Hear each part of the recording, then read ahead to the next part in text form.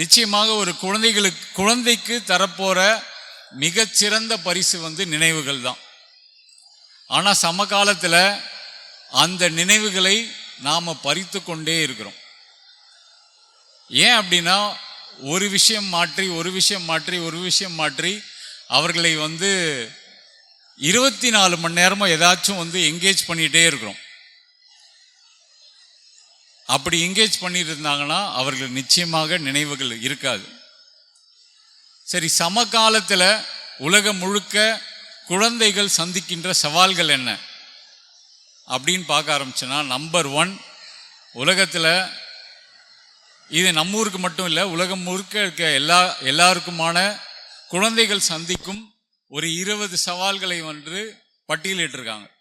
அதில் நம்பர் 1 வறுமை, நம்பர் 2 வறுமையால பசி, நம்பர் 3 கல்வி கிடைக்காமல் இருப்பது. நம்ம தமிழ்நாட்டில் குறிப்பாக இடைநிற்றலே இருக்கக்கூடாது, எல்லோருக்கும் கல்வி கொடுக்க வேணும் அப்படின்ட்டு நம்ம போராடிட்டு இருக்கோம். நம்ம மற்ற இந்தியாவிற்கே முன்னோடியா, ஏன் உலகத்துக்கே முன்னோடியா இருக்கோம். ஆனால் உலகம் முழுக்க ஒரு 3வது மிகப்பெரிய சவால் என்ன அப்படின்னு பார்த்தீங்கன்னா, கல்வி தனக்கு கிடைக்கணும் ஆனால் கிடைக்காம போற அந்த கொடுமை மிக கொடூரமானது. அது கொடுக்காம இருக்கிறோம். அப்புறம் சுத்தமான நீர் இல்லாம பல இடங்கள்ல குழந்தைகள் அல்லாடுகின்றார்கள்.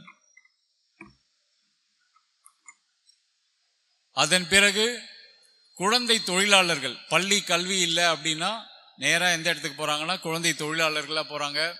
அதன் பிறகு பாலியல் கொடுமைகள், சீண்டல்கள், அப்புறம் புல்லியிங், அப்புறம் சிறார்களுக்கான இப்போ சமகாலத்தில் இந்த டிஜிட்டல் தொழில்நுட்பம் வர்றதுனால கிடைக்கிற சவால்கள், போதைப் பொருட்களுக்கான அடிமை, போர், முக்கியமாக போர்னால பாதிப்படைகிறாங்க. நல்ல வேலையா நம்ம தமிழ்நாடு இந்த மாதிரியான பெரும்பாரியான பிரச்சனைகளை நம்ம சந்திப்பதில்லை. காலநிலை மாற்றம், காற்று மாசுபாடு, தனி பெற்றோர்கள் உலகம் முழுக்க ஒரு பெரிய சவாலாக மாறிட்டு இருக்கு. கடந்த 10 ஆண்டுகளில், கடந்த 20 ஆண்டுகளில் தனி பெற்றோர்கள் என்ற ஒற்றை பெற்றோர்கள் அல்லது தனி பெற்றோர்கள் என்கின்ற ஒரு சவாலும் இருக்கு. இந்த கோவிட் இன்னும் பெற்றோர்கள் இல்லாத குழந்தைகளையும் மாற்றியிருக்கு. அப்புறம் சாதிய ரீதியாக, மத ரீதியான ஒடுக்குமுறைகள், இது எல்லாமே குழந்தைகள் உலகம் முழுக்க சந்திச்சிட்டு இருக்க மிகப்பெரிய சவால்கள். இது எல்லாமே நம்ம தமிழ்நாட்டுக்கு பொருந்துமானா, நம்ம இந்த தமிழ்நாட்டுக்கு இது எல்லாமே பொருந்தாது. ஏன்னா குறிப்பாக போர் அல்லது காலநிலை மாற்றம் அதெல்லாம் அங்கங்கே கொஞ்சம் நம்ம சந்திக்கிறோம். காலநிலை மாற்றம் சொல்லும்போது எனக்கு என்ன ஞாபகத்துக்கு வருதுன்னா, ஒரு 7-8 ஆண்டுகள் இருக்கும்னு நினைக்கிறேன். கஜா புயல் முடிஞ்ச அப்புறம் நான், என்னோட மனைவி, 2 பசங்க ஒரு கார் எடுத்துட்டு, எங்கள் கார் டிக்கியில் சுமார் 1 லட்சம் ரூபாய் மதிப்பிலான புத்தகங்கள் எடுத்துட்டு இங்க திருவாரூர் சுற்றி ஒரு வாரம் கேம்ப் போட்டோம். மணிமாறன், ஆசிரியர் மணிமாறனோட ஏற்பாடுல பல பள்ளிகளுக்கு போயிட்டு அவர்களுக்கு ஒரு ரிஃப்ரெஷ்மெண்ட் கேம்ப், அவர்களை கதை சொல்லி, அவர்களோட உரையாடி, அவர்களை ஓவியம் வரைய வைத்து, அவர்களை உற்சாகப்படுத்துவதற்கான ஒரு வேலையை நாங்கள் இங்கே செஞ்சுட்டு இருந்தோம். அதில் ஒரு ரொம்ப எவ்வளவு பாதிப்பு ஏற்படுத்துது, இந்த காலநிலை மாற்றம் எவ்வளவு பாதிப்பு ஏற்படுத்துதுன்றது, ஒரு பள்ளியில் வரைய சொல்கிறோம், எல்லா குழந்தைகளையும் வரைய சொல்லும்போது அந்த குழந்தைகள் எல்லாமே ஒரு ஏதோ ஒன்று காற்றுல பறக்குது, ஒரு கோடு காற்றுல பறக்குது. என்ன கோடு அப்படின்னு புரியல. அந்த ஓவியங்கள்லாம் திரும்பி பார்க்கும்போது அது என்ன கோடுன்னு எங்களுக்கு புரியவே இல்லை. அது பார்த்தாலே எங்களுக்கு பயமா இருக்குன்னு வேற 2-3 குழந்தைகள் சொன்னாங்க. அதன் பிறகுதான் கேட்டப்புறம் அது என்னன்னா, அவர்களுக்கு அந்த கஜா புயல் நேரத்தில் காத்துல பாம்பு பறந்து அதை பார்த்திருக்காங்க அந்த குழந்தைகள். அது ஒரு ஆழ் மனசுல ஒரு ஆழமான பாதிப்பை ஏற்படுத்துது. அதாவது காலநிலை மாற்றம் ஒரு அது என்ன மழை பெய்ய போகுது, இல்லை வெள்ளம் வரப்போகுது, அதுக்கப்புறம் திரும்பி நார்மல் ஆகிட போகுதுன்றது நிலையில் இல்லாமல் குழந்தைகள் அதனால உளவியல் ரீதியாக நிறைய பாதிப்புகளுக்கு உள்ளாகிறாங்க. இது ஒரு பக்கம் இருக்கிற சவால்கள். நம்ம ஊர்ல இன்னும் நிறைய சவால்கள் இப்போ தேர்வுனால வர சவால்கள், குழந்தைகளுக்கான மனநலம் சார்ந்த சவால்கள், அப்படி இன்னும் ஒரு முக்கியமான சவால் உலகம் முழுக்க தன்னுடைய நோய்க்கு மருந்து இருந்தும் மருந்து கிடைக்காமல் போற ஒரு அவல நிலையும் நம்ம உலகம் முழுக்க சந்திச்சுட்டு இருக்கோம். நம்ம இது எல்லாத்தையும், இந்த சவால்லாம் கேட்கும்போது நம்ம நிச்சயமா சந்தோஷப்பட்டுக்கலாம். நம்ம பசங்க ஓரளவுக்கு இந்த பிரச்சனைகள்லாம் இல்லாம நம்ம இத்தனை ஆண்டு அரசு எல்லாமே நம்மளை பாதுகாப்பா வச்சிருக்குன்னு சந்தோஷமா இருந்துக்கலாம். சரி, இந்த பிரச்சனைகளுக்கு பின்னணியில சமகால குழந்தைகளுக்கு தேவையான திறன்கள் அப்படின்ட்டு ஒவ்வொரு 5 ஆண்டுகளுக்கும் அந்த திறன்கள் மாறிட்டே இருக்கு. இப்போ ஒவ்வொரு 5 ஆண்டுன்ற நிலை மாறி இப்போ ஒரு 6 மாதத்துக்கு 5 மாதத்துக்கு நிலையெல்லாம் மாறிட்டே இருக்கு. இன்னும் வெளிப்படையா சொல்லணும்னா, போன வாரத்துக்கும் இந்த வாரத்துக்குமே ஒரு பெரிய மாறுதல் இருக்கு.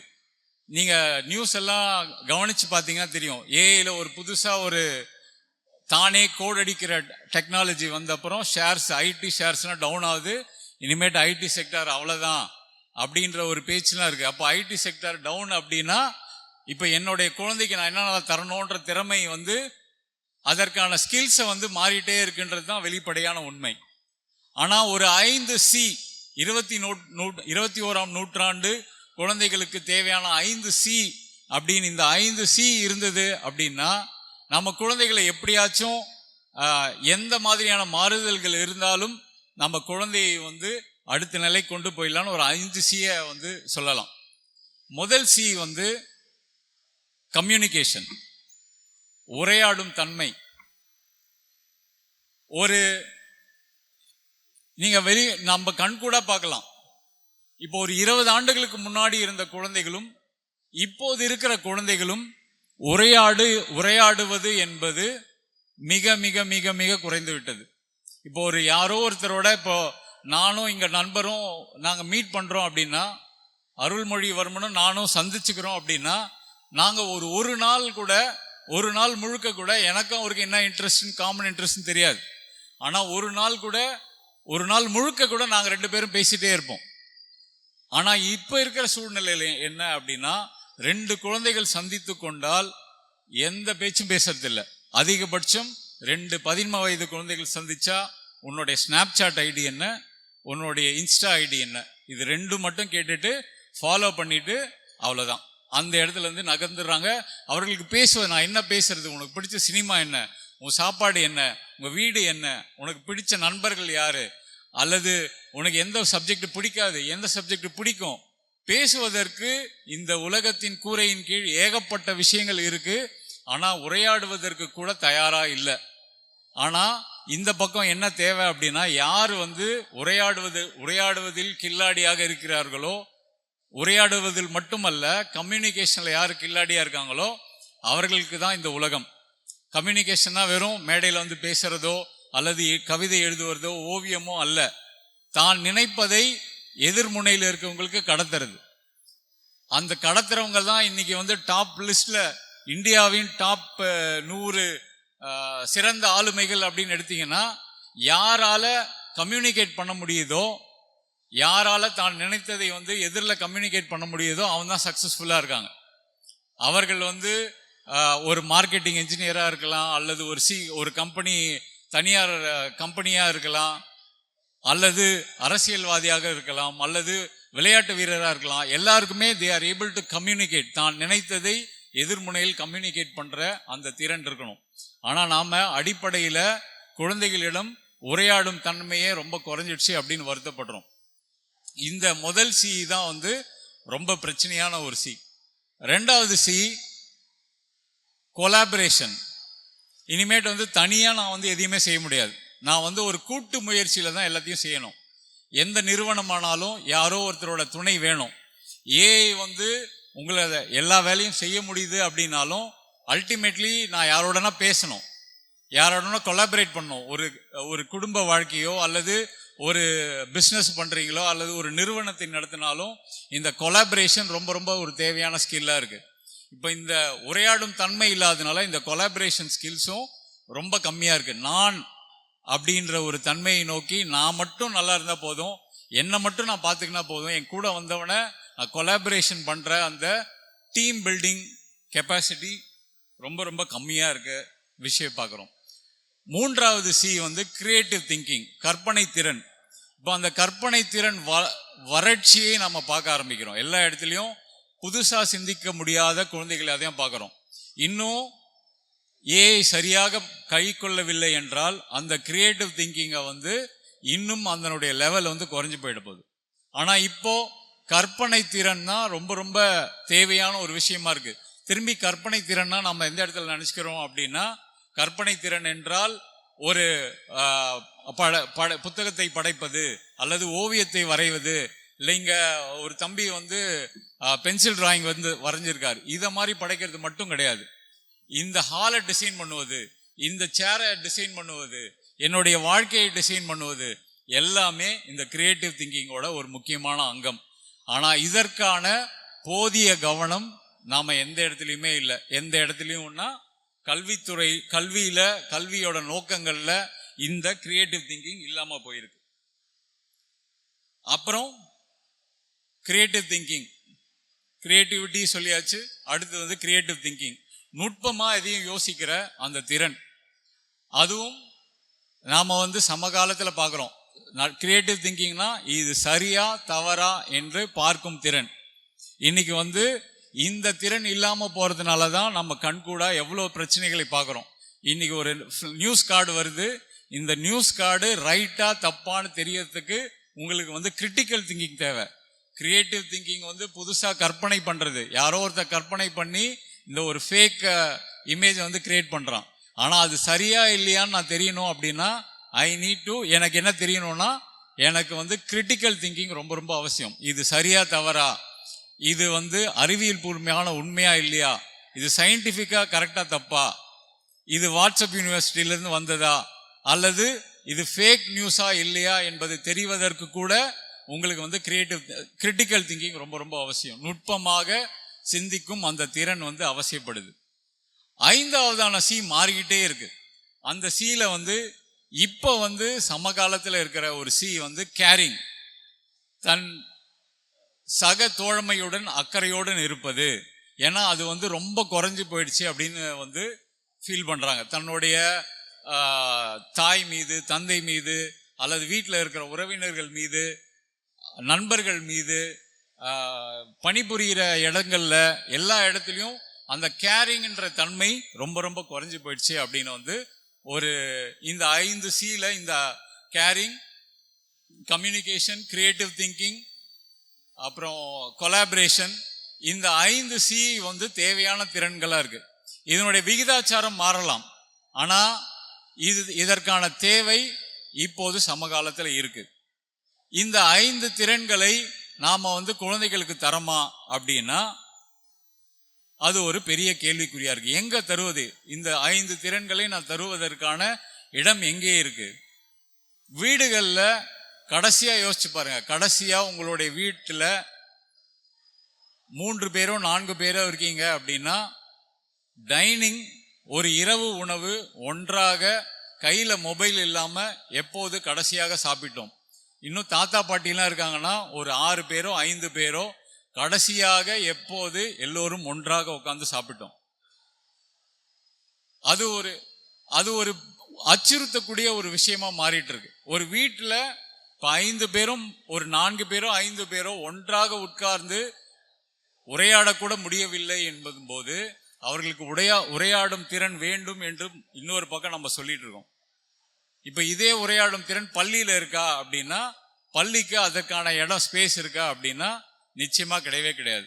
அந்த கேள்வியை கேட்பதற்கான இடம், போதிய இடம் பள்ளியில வந்து இல்லாம போகுது. இப்போ பேசுவதற்கான இடம் இல்லாம போச்சு அப்படின்னா எல்லாமே அடி வாங்கிடுது. அவனுடைய கிரிட்டிக்கல் திங்கிங் அடி வாங்கிடுது. இது சரியா தவறானோ நம்ம கிட்ட, ஒரு பெற்றோர்கிட்ட கேட்க முடியாத குழந்தை, பள்ளியிலும் கேட்க முடியாத குழந்தை, தனக்கு சொல்லப்படுவது எல்லாம் சரி என்று நினைத்து கொண்டு அந்த கிரிட்டிக்கல் திங்கிங்கையும் நம்ம வந்து ஹேம்பர் ரொம்ப ரொம்ப குறைச்சி விட்டுறோம். ஆனா இந்த பக்கம் எங்களை போன்ற ஆட்கள்லாம் என்ன சொல்றோம் அப்படின்னா, உங்களுக்கு நிறைய மன உளைச்சல் இருக்கு, உங்களுடைய உலகம் விஸ்தரிக்கணும், உங்களுடைய உலகம் பெருசாகணும் அப்படின்னா கலை, இலக்கியம், புத்தகம் இதெல்லாம் அரவணைங்க அப்படின்னு சொல்றோம். ஆனா அரவணைப்பதற்கான ஏற்பாடுகள் தமிழ்நாடு முழுக்க இருக்கு. இப்போ நம்ம தோழர் பேசும்போதும் மண்ணின் மைந்தன் நீங்க பேசும்போதும் குறிப்பிட்டார், நான் 30 ஆண்டு காலம் நான் எழுத ஆரம்பிச்சு 30 ஆண்டு காலம் பின்னாடி தான் இந்த ஸ்டேஜுக்கு வர, இந்த மேடையில் பேச முடியுதுன்ட்டு. ஆனா இந்தியாவில் எங்க வேணாலும் போயிடு, எங்க வேணாலும் போய் பாருங்க, ஒரு சிறிய நகரத்தில் இது மாதிரியான புத்தக கண்காட்சிகள் எங்குமே நடப்பதில்லை. நாம ரொம்ப சந்தோஷப்பட்டுக்கலாம். நீங்க தமிழ்நாட்டோட எங்க பெருமை எங்க தெரியும்னா, அறிவார்த்தமாக நம்ம முன்னேறோம் அப்படின்னு தெரியணும்னா இங்கிருந்து ஒரு ஸ்டெப் அவுட் பண்ணி அப்படியே வட இந்தியா நோக்கி நீங்க பயணம் செஞ்சு பாருங்க. நாம கல்வியிலையும் சரி, நம்மளுடைய கலாச்சாரத்திலையும் சரி, இந்த புத்தக கண்காட்சிலாம் ஒரு ரொம்ப ரொம்ப ஆரோக்கியமான, இது தொடர்ச்சியாக சிறப்பாக நடத்தணும் அப்படின்னா நாம் அவர்களை வளர்த்தெடுக்க முடியும். ஆனா இப்படி ஒரு களம் அமைச்சு இருக்கோம். ஆனா இடைவெளி எங்க இருக்கு அப்படின்னா, எத்தனை குழந்தைகள் இங்கே இங்க புத்தகங்கள்லாம் இருக்கு, அங்க பொறுமையா பார்த்து இந்தந்த புத்தகங்கள்லாம் இருக்கு. ஒன்றும் இல்லை, நான் குழந்தைங்கிட்ட எல்லா பெற்றோர்கிட்டையும் புக்கு வாங்கணும்னு கூட அவசியம் இல்லைங்க. இங்க ஒரு 20 ஸ்டால் இருக்கா, உள்ளூர்ல ஒரு 20 ஸ்டால் இருக்கு. சென்னையில் வந்தீங்கன்னா ஒரு 800 ஸ்டால் இருக்கும். அது ஒரு என்லார்ஜிங் எக்ஸ்பீரியன்ஸ், அது ஒரு பயங்கரமான எக்ஸ்பீரியன்ஸ். இங்க வரீங்கன்னா இங்க இருக்கிற இந்த ஒட்டுமொத்த ஸ்டால்களில் போயிட்டு என்னென்ன தலைப்புகள்லாம் புத்தகங்கள் இருக்கு, உயிர்மையில போயிட்டு என்னென்ன தலைப்புகள்லாம் புத்தகங்கள் இருக்கு, பாரதி புத்தகாலயம் போயிட்டு என்னென்ன புத்தகங்கள்லாம் தலைப்பு இருக்குன்னு பார்த்தாலே அவர்களுடைய குழந்தைகளுடைய உலகம் அவ்வளவு பெருசா விரிவடையும். இங்க இந்த மாதிரியான ஏற்பாடுகள் இருக்கு. ஆனா கலை இலக்கியம் சார்ந்து ஒரு போதிய புரிதல் இல்லாமை இருப்பது ஒரு பெரிய இடைவெளியை குழந்தைகள் மத்தியில ஏற்படுத்துது. நாம இந்த பக்கம் என்னென்னலாம் திறன் வேணும்னு சொல்றோம், ஒரு பக்கம் கலை வேணும், இலக்கியம் வேணும், வாசிப்பு வேணும்னு சொல்றோம். ஆனா அவர்களை அந்த திசையை நோக்கி நாம நகர்த்துவதற்கு நம்மளுடைய வீடுகளும் அதே போல பள்ளிகளுக்கும் போதிய விழிப்புணர்வும், அல்லது எல்லாமே இந்த ரெண்டு இடத்துல அடைச்சிட முடியுமான்ற ஒரு கேள்வி இருக்கு. இப்போ மூன்றாவதாக ஒரு வெளி தேவைப்படுது. இப்ப மேலை நாடுகள்ல இந்த மூன்றாவது வெளியை பற்றி சில ஆண்டுகளுக்கு முன்னாடியே பேச ஆரம்பிச்சாங்க, சில 10 ஆண்டுகளுக்கு முன்னாடியே பேச ஆரம்பிச்சிட்டாங்க. த தேர்ட் ஸ்பேஸ் அப்படின்னு தேடி பார்த்தீங்கன்னா தெரியும். நம்ம ஊர்லயும் இந்த மூன்றாவது வெளிக்கான தேவை இன்று உச்சபட்சமான நிலையில் இருக்கு.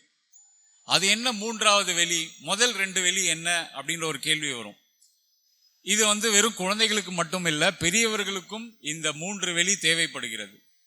முதல் வெளி எந்த இடத்துல நம்ம எல்லாரும் இருக்கோம், நம்ம வீடுகளில் இருக்கோம். குழந்தைகள் எங்க இருக்காங்க, வீடுகளில் இருக்காங்க. அப்போ முதல் வெளி நம்மளுடைய வீடுகள். இரண்டாவது வெளி, நாம பள்ளிக்கு போறோமா பள்ளி, அலுவலகம் போறோமா அலுவலகம், அல்லது கல்லூரிக்கு போறோம்னா கல்லூரி. இது நாம் பணிபுரிகின்ற இடம் அல்லது கற்றுக்கொள்ளும் இரண்டாவது வெளி. இந்த 2 வெளிகளிலும் போதாமை இருக்கு, உரையாட முடியவில்லை. எல்லா வீடுகள்லையும், சில வீடுகளில் எங்க வீட்டில் பேசுறோம் அப்படின்னா எல்லா வீடுகள்லையும் பேசுவதற்கான சூழல் இல்லாமல் இருக்கலாம். ஒரு அப்பா விடியற் காலையில் வேலைக்கு போயிட்டு வரலாம், லேட் நைட் வரலாம், வெளியூர்ல போகலாம், எல்லாம் என் குழந்தைகளுக்காக சொல்லலாம். அந்த வீடுகளில் இந்த ஸ்பேஸ் இல்லாம இருக்கு. அப்போ மூன்றாவதா ஒரு வெளி நமக்கும் சரி, இது பெரியவர்களுக்கும் சரி, குழந்தைகளுக்கு முக்கியமா ஒரு தேர்ட் ஸ்பேஸ், மூன்றாவது வெளி தேவையாக இருக்கிறது. அந்த மூன்றாவது வெளி என்ன அப்படின்னா, முதல் 2 வெளியில் கிடைக்காத போதாமைகளை எல்லாம் சரி செய்வது. மிக முக்கியமாக உரையாடல்களை நிகழ்த்தும் ஒரு இடம் தேவைப்படுகிறது. அது வீதியில் இருக்கலாம். அந்த இடத்தோட முக்கியமான அம்சம் என்ன அப்படின்னா, அந்த இடங்கள்ல குழந்தைகளுக்கு பாதுகாப்பு இருக்கணும், ஒரு ரெஸ்ட்ரிக்ஷன் இல்லாத ஒரு தன்மை இருக்கணும். இதை கத்துக்க போறாங்கன்ற தன்மை இருந்துச்சுன்னா அது மூன்றாவது வெளி கிடையாது. மூன்றாவது வெளி ஒரு டியூஷன் சென்டருக்கு அனுப்புறோம், அங்க ஸ்கூலுக்கு போயிட்டு வராங்க, வீட்டில் இருக்காங்க. மூணாவது டியூஷன் சென்டர் போறோம்னா டியூஷன் சென்டர் மூன்றாவது வெளி அல்ல. அவர்களுக்கு அது மேலும் ஒரு சுமை. இல்லை நான் விளையாட்டுக்கு அனுப்புகிறேன் அப்படின்னா விளையாட்டும் ஒரு நோக்கம் இருக்கு. அதற்காக ஒரு நோக்கம் இல்லாத ஆனால் ஒரு வெளியை கொடுக்கின்ற ஒரு ஓப்பன் ஸ்பேஸை கொடுக்கின்ற ஒரு இடம் இப்போது சமகாலத்தில் தேவைப்படுகிறது. ரொம்ப ரொம்ப அவசரமாக தேவைப்படுது. நாம கிட்ட அந்த செட்டப் இருக்கானா? ஏற்கனவே சில தளங்களை நாம் வச்சிருக்கிறோம். அதில் ரொம்ப ரொம்ப முக்கியமான தளம் நூலகங்கள். நூலகங்கள் ரொம்ப நாம் என்ன பண்ணுறோம்னா ரொம்ப அண்டர் எஸ்டிமேட் பண்ணுறோம். ஒரு 20-30 ஆண்டுகளுக்கு முன்னாடி நம்ம எல்லாருக்குமே நூலகம் எங்கே இருக்குது அப்படின்னா கண்டிப்பாக சொல்லிட்டோம், இந்த இடத்துல தான் இருக்குது நூலகம் இருக்குது அப்படின்ட்டு. ஆனால் இன்னைக்கு குழந்தைங்கிட்ட நூலகம் எங்கே இருக்குது அப்படின்னு கேட்டிங்கன்னா நூலகம் இருக்கிற இடமே தெரியவில்லை. ஆனால் நூலகம் ஒரு பொக்கிஷமான ஒரு இடம். எனக்கு வெறும் புத்தகங்கள் இருக்கு, புத்தகங்கள் அறிவு பெட்டகம் அப்படின்ற கிளீஷேவான வாதங்கள்லாம் இல்லை. ஒரு இயங்கக்கூடிய நூலகம் என்பது அந்த ஊரின் ஒரு என்னை பொறுத்த வரைக்கும் அதுதான் ஒரு அறிவு கோயிலாக நான் பார்க்குறேன். கோயில் சொன்னாலும் அதை ரொம்ப தூக்கி வச்சுற மாதிரி ஆயிடுன்றதுனால அது ஒரு அறிவு பெட்டகம். அது ஒரு கலை செயல்பாடு.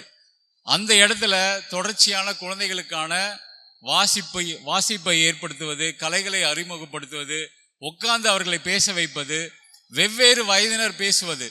இப்போ சம வயதினர் கூட பேச மாட்டேன்றாங்கன்னப்போ வேறு வேறு வயது குழந்தைகளோட பேச வைக்கிறது ரொம்ப முக்கியமான ஒரு வேலையா இருக்கு. இன்னைக்கு இங்க திருவாரூர்ல செயல்பாடு எப்படி இருக்கு அப்படின்னு இங்க நூலகர்கிட்ட கேட்கும்போது அவர் ரொம்ப சந்தோஷமா, நாங்கள் முதல்ல குழந்தைகள்லாம் வரல, காலைல 8லேருந்து நைட்டு 8 மணிக்கு வரைக்கும் இருக்கு.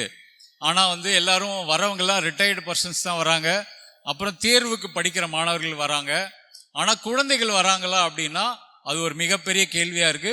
சம்மர் கேம்ப் நடத்தி ஒரு 109 பேரண்ட்ஸ் எங்களோட இருக்காங்க. மகிழ்ச்சியாக அந்த ஃபோட்டோஸ்லாம் காட்டினார்.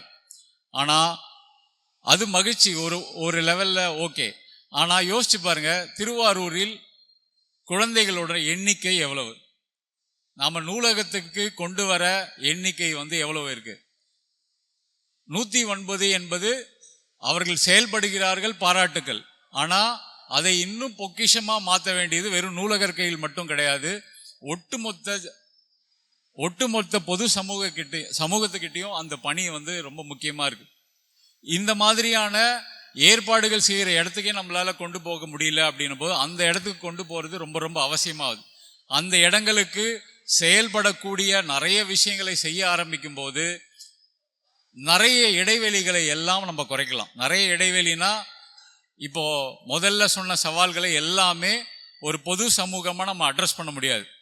அரசு சார்ந்து நிறைய நலத்திட்டங்கள், அதற்கான முனைப்புகள் எல்லாம் எடுத்துக்கொண்டே இருக்கிறார்கள். அது ஒரு பக்கம் நடந்தாலும் ஒரு பொது சமூகமா இந்த மூன்றாவது வெளிக்கு தேவை இருப்பது, அந்த வெளியில நான் எப்படி செயல்படுவதுன்றது குறித்து இன்னும் ஆழமான விவாதங்கள் தேவைப்படுது. அந்த விவாதங்கள் இன்னும் சூடு பிடிக்க வேண்டும். வெறும் நூலகம் மட்டும்தானா? நூலகம் மட்டும் கிடையாது. ஒரு வீதியிலையும் ஒரு நல்ல ஒரு ஒருங்கிணைப்பாளர், ஒரு மேடை அமைத்து தருகின்ற ஒரு இடம், அது ஒரு கோயில் வாசல்ல இருக்கலாம், அல்லது ஒரு சர்ச் வாசல்ல இருக்கலாம், அல்லது சமூக நலக்கூடத்தில் இருக்கலாம், எங்க வேணாலும் இருக்கலாம். தினமும் அங்கே குழந்தைகள் வரணும். அவங்க அவங்களோட புக்கை எடுத்துன்னு பழைய டெக்ஸ்ட் புக் எடுத்துன்னு படிக்கலாம், கதை புக்கு படிக்கலாம். பேசுவதற்கான ஒரு இடத்தை நாம ஏற்படுத்த வேண்டிய ஒரு ரொம்ப ரொம்ப கட்டாயத்தில் இருக்கும். ஏன்னா இந்த பக்கம் தேவையான திறன்களை நாம குழந்தைகளுக்கு தர வேண்டி இருக்கு. ஆனா அதற்கான போதாமை நம்ம கிட்ட நிறையவே இருக்கு. விடுபடல்கள் ஏகப்பட்டது இருக்கு. அந்த விடுபடல்களை சரி செய்ய ஒட்டுமொத்த சமூகமாக சேர்ந்து அனைவரும் செயல்படுவோம். வாய்ப்புக்கு நன்றி கூறி விடைபெறுகிறேன். நன்றி, வணக்கம்.